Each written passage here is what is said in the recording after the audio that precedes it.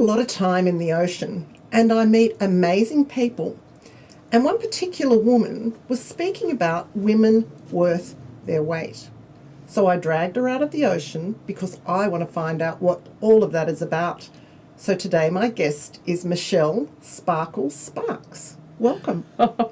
Thanks, Karen. Michelle, it's so great to have you here. What is women worth their weight?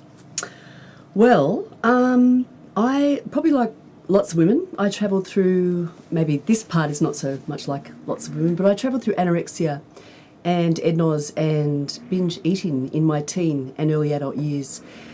And it was such an awful journey. And as I moved, became a health professional and looked back, I just had a real passion to help people not have that journey. And it's women worth their weight because it really is, it's about worth, I believe. It's about our worth and value and how that's reflected in our struggle with our body.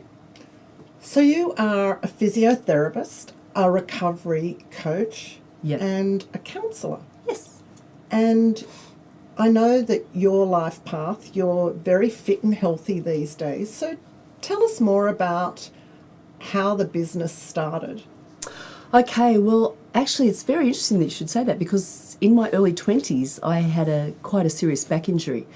And so I swim with you, and that's one of the things I do to keep really strong and fit, and I just love it. I love it. I love what we see in the ocean every morning. But I found in my early 20s, mid to late 20s, I was working with a lot of individuals, one-on-one, and I found myself really covering the same territory in terms of eating disorder recovery and helping people feel more comfortable in their skin and at peace in their soul. I found myself covering the same material again and again. So I put together a workshop which went for 10 weeks and it was called Women Worth Their Weight. I thought it was very wordy, but it really fit with what I was trying to get across. It was about women and it was about women struggling with their weight, but really it's all about how they felt about themselves. So really about coaching them to learn and discover more about themselves and to feel good about themselves. Yeah, to really move from a place of bondage to freedom, from self-rejection and criticism and judgment to nurture and acceptance. That's probably, and freedom and self-acceptance to me are really key words. An eating disorder, how can you describe to us what an eating disorder is? That's a great question because I think, there are obviously diagnosable problems, but there's a lot of people who's, we probably know the big ones, anorexia, bulimia, binge eating disorder. There's a thing called EDNOS, which is eating disorders not otherwise specified. And they're the classifiable eating disorders. And there's a lot of people who struggle under the radar, don't have a classifiable problem. Lots of women, lots of men as well. But I would say a very simple way to think about them is it's a way of dealing with difficult life and self-experience. So these people that are suffering from these disorders, how does it affect their life? Wow, it affects every aspect of their life, and which is why I'm really passionate about a whole person, whole health approach. So it affects them physically, really affects them physically. It affects them emotionally. It affects, you move into a mental health condition. And, the other thing that's really important to I think, point out is that people can start on the slippery slide into an eating disorder from a very innocent place. They don't have to be in a lot of pain and discomfort to start. But what happens is as they start to use food and weight control as a solution to what's going on in their life and in their own sense of self, they can get very caught on a treadmill and it leads to a lot of really bad health consequences that people can maintain right into our age if they don't deal with it. Well, getting on a treadmill, whether it be stress, anxiety, eating disorders, is always very, very hard to get off. Absolutely. What about older people, older men and women, as they pass through their 20s, 30s, 40s? Does it continue? Or can you see that they're still suffering from eating disorders, some of them? How does it show up? Yeah, look, I would say, people will know in themselves, I think, whether they feel like they are free or they are restricted and they're constrained and they're consumed by thoughts of food and weight and body. And I think it's a very easy way for it's a very easy coping strategy for people to turn to because it's so easy to get your hands on.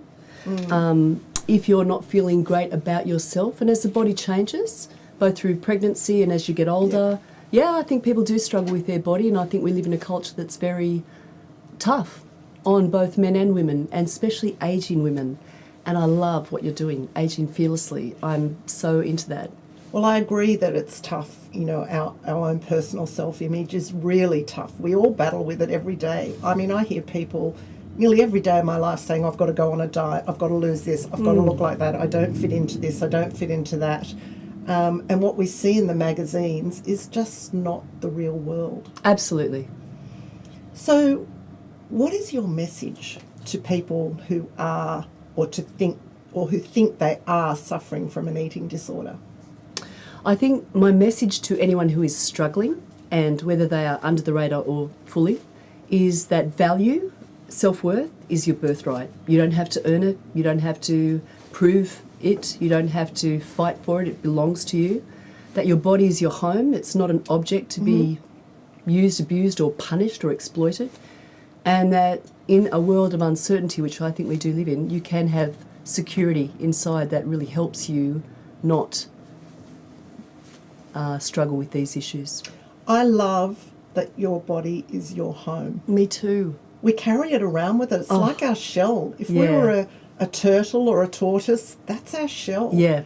And too often we don't value and look after our shell Yes. well enough. Yes. And I like to think that I can thank my body for doing its job every day, because it's a big job Yeah. that our body does. There's things that happen Yeah. that we don't even know are happening. It's all just goes on automatic. Yes, I love the body. I mean, honestly, it's just the most fascinating and amazing piece of craftsmanship. And I think the thing for people to realise is we are all different shapes, Yes. and not one of us is identical to anyone else in this world. Yes. Some of us have bigger waists, some of us has bigger shoulders or bigger bust or bigger thighs. Others are just slim little whippets. Yep. But what we are is what we are. And what we are inside, it's our body's our home. So look after it the best we can. But you're so much more than a body, and I think that's what needs to be celebrated and affirmed a lot more. Michelle, thank you for talking to us today, and I love that we call you Sparkles. So this is Sparkles. You make life sparkle when you make all of us sparkle when you're around, and I know that you are carrying a message that is so valuable to so many people. So well done. Thank you, Karen. It's just such a pleasure to be here, and thank you. Awesome. Yeah.